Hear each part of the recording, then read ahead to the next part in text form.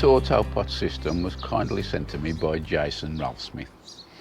It's a 4-pot system, and a quick look on the back diagrams, you can set it up in a number of configurations, from 4 in a square shape or 4 in line. Further investigation on YouTube, you'll see a number of growers using this system where it's been expanded to dozens and dozens of pots, ideal if you're a big grower. But for me, I'll be concentrating on this 4-pot system, which will be eventually going into the Allotment greenhouse where we'll be using it with tomatoes. So first of all, let's just have a look what's inside the box. So this is the system unpacked. First thing you notice is this catalogue contains quite a comprehensive list of the AutoPot products, including air dome, which adds oxygen into your water system. There's also the flexi tank, which is a huge storage capacity for your water and the nutrients, and it's collapsible as well. As I said, we'll be concentrating on this 4-pot system. First of all, we've got this big beast here with a lid and all, goes over the top.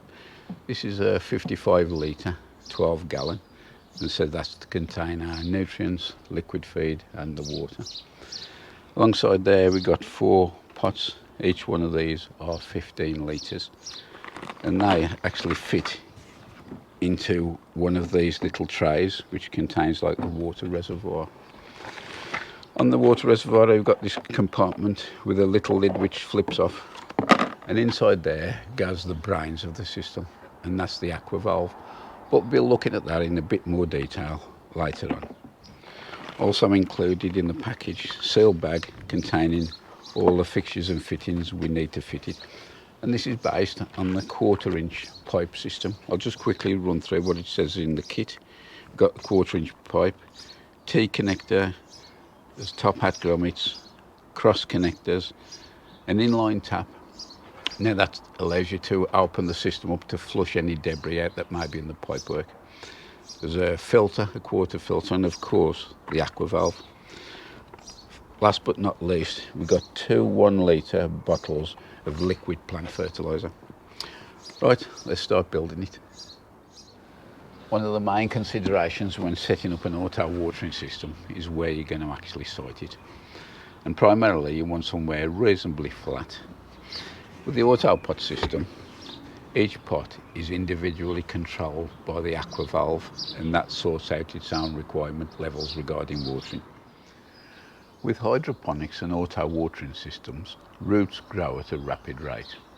Now this can become a problem if the roots enter the system and begin to block the pipes and valves.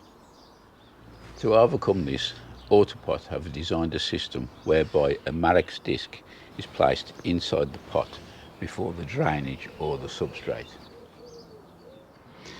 They do recommend putting 1-inch 25mm of grow stones or pH neutral clay pebbles, or in my case I'm using horticultural grit.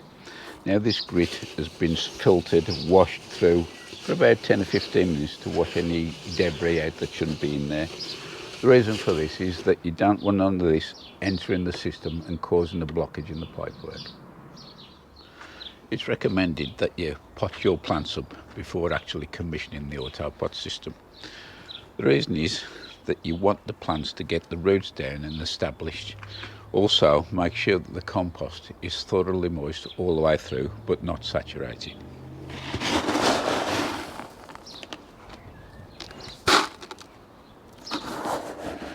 Now I've got my horticultural grit in here.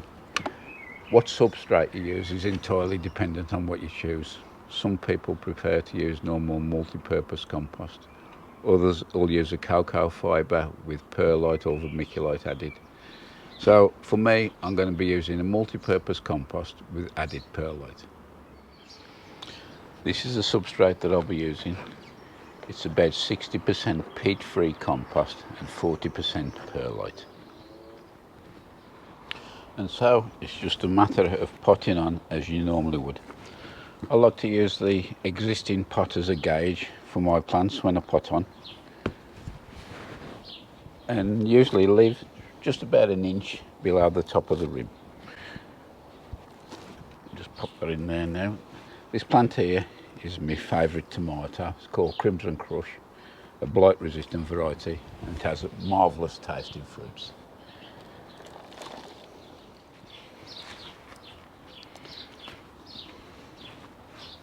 Press down the sides firmly to expel any air pockets. That looks about just right, so we'll take the pot out if we can. Yep. Upend him. A nice red ball on him. Just pop him back in.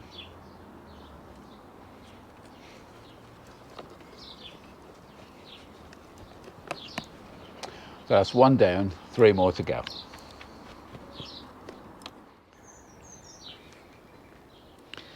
Inside the pot tray, a root control disc is placed with the copper surface facing upwards. The potted plant is then placed on top of this. The purpose of the root control disc is to prevent the roots from leaving the pot and potentially travelling further, which could ultimately damage and block the Aquavalve. Although the root control disc will last a few years, AutoPot recommend replacing them each year, and this reduces the risk of transferring any disease. Join me in the allotment greenhouse, and we're about to set up the AutoPot watering system.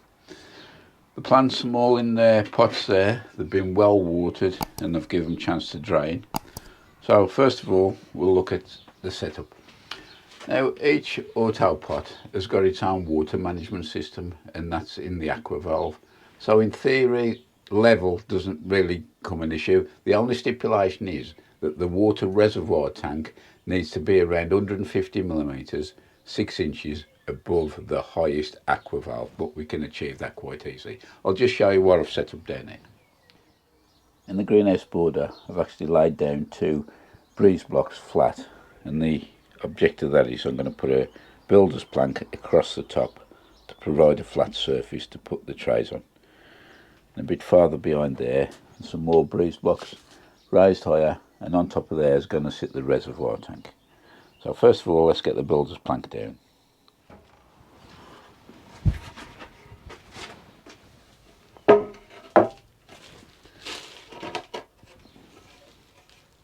I mentioned earlier, because of the Aquavalves, the level of the pots is not too critical.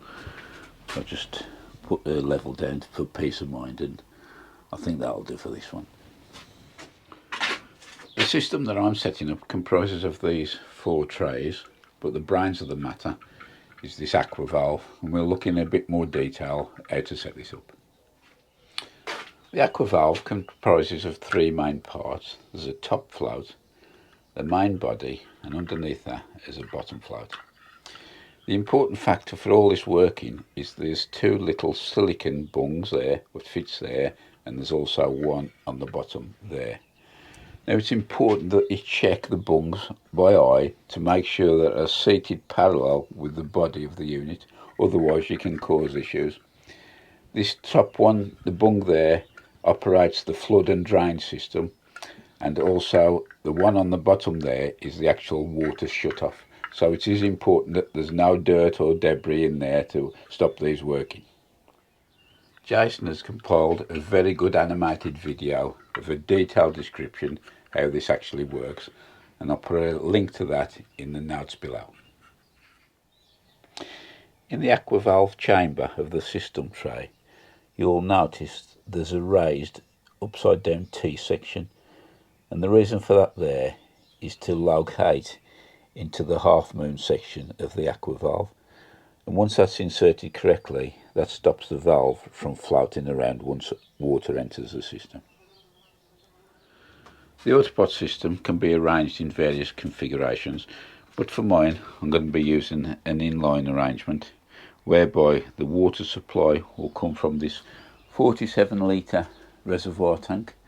There'll be one main pipe which will go right the way along the back of the trays, and each tray will have a T connector coming up which will supply the feed to each Aquavalve. To fit the 6mm tube into the Aquavalve, first of all you need to remove the threaded collar, and then get the tube and pass this through the collar. It's recommended, it can be a little bit tight, to push the tube onto this tapered spigot. So first of all, if you pop that into a little cup of hot water to make it more supple, it should then push straight onto the spigot, allowing it to fit perfect like that. And all you need to do is then screw the collar up. As soon as you feel any resistance, done. Don't do it too tight. So that's done now. All we need then is to cut the tube to the required length. This is the Aquavalve in position now, and you may see a couple of little raised plastic edges there and just one round the back there, and this ensures that the Aquavalve, once it's in position over the raised T-section, lies fully flat. So the 4 Aquavalves have had their pipes connected now, ready to be teed into the main line. So next thing to look at is setting up the reservoir tank. At the bottom of the tank there's a pre-formed hole already in there, and in there we need to fit this little grommet.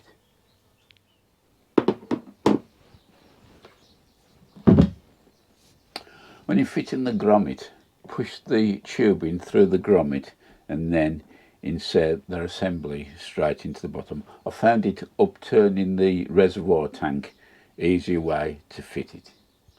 With the grommet in place, push and twist to drive it fully out.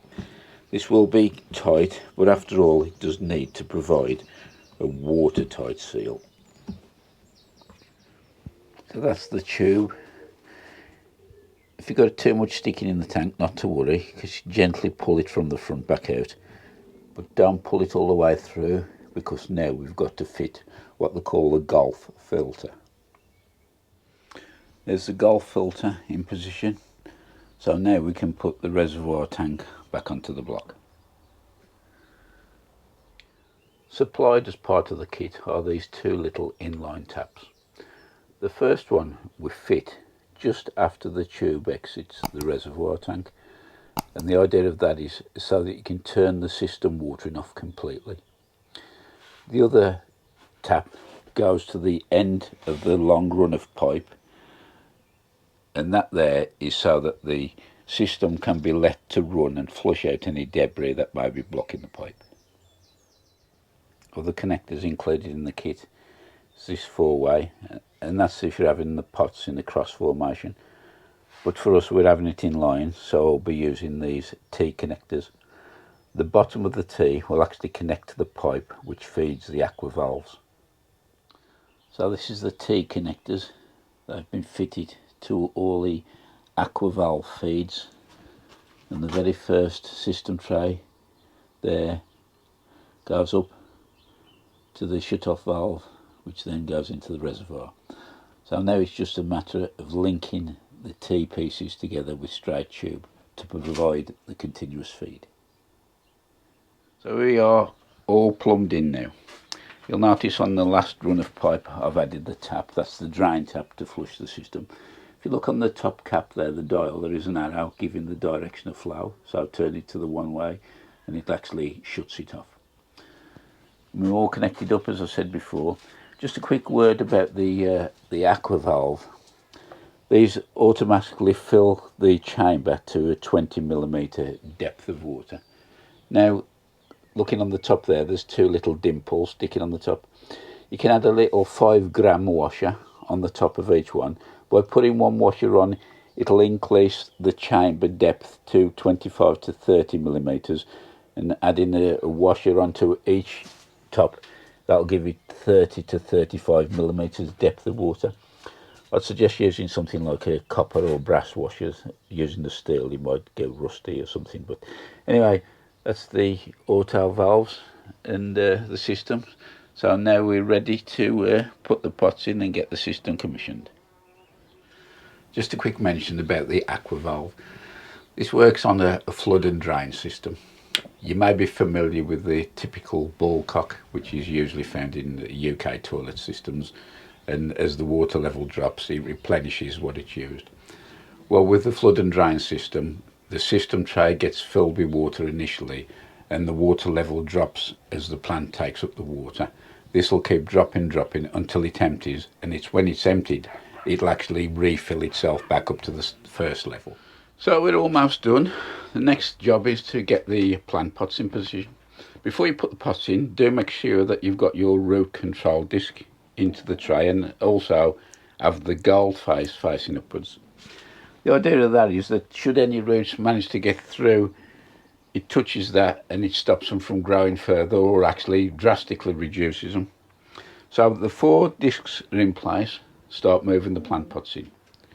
The other thing you know, check with the plant pots. Try and remove as much debris as you can from the bottom of the pot. The cleaner you can keep this system, the better, and there's less chance of having a blockage in the pipes. One final thing, there's a cover for each system tray to cover the Aquavalve. This can be fitted 2 ways. It can just be placed on like that for easy access on and off, or if more permanently, there's 4 little dimples in the corner. Those press down into the holes for a more secure fix. Also included in the kit is 2 500ml bottles of easy to grow liquid plant fertiliser with added seaweed. Now each 47 litres in the reservoir tank will take 250ml of these, so in effect this will fill that 4 times. So I'm going to measure 250ml out now, put it in there, get the hose pipe up and start filling the system.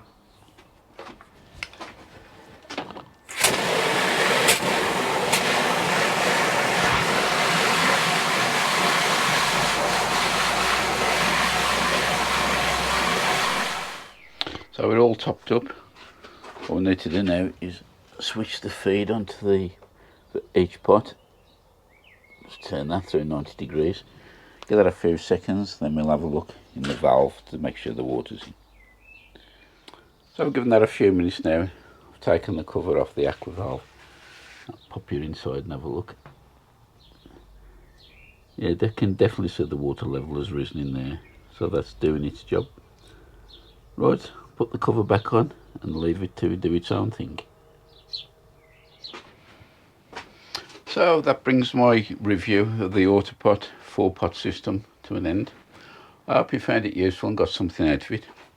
I'd like to say a big thank you to Jason Ralph Smith from AutoPot Global for actually offering to send this system to me to review on the channel. And below on the show notes I'll put some links to the company, and also there's some good animated videos on there now which will also help with this system. So many thanks for watching. All the best. See you in the next one. Bye for now.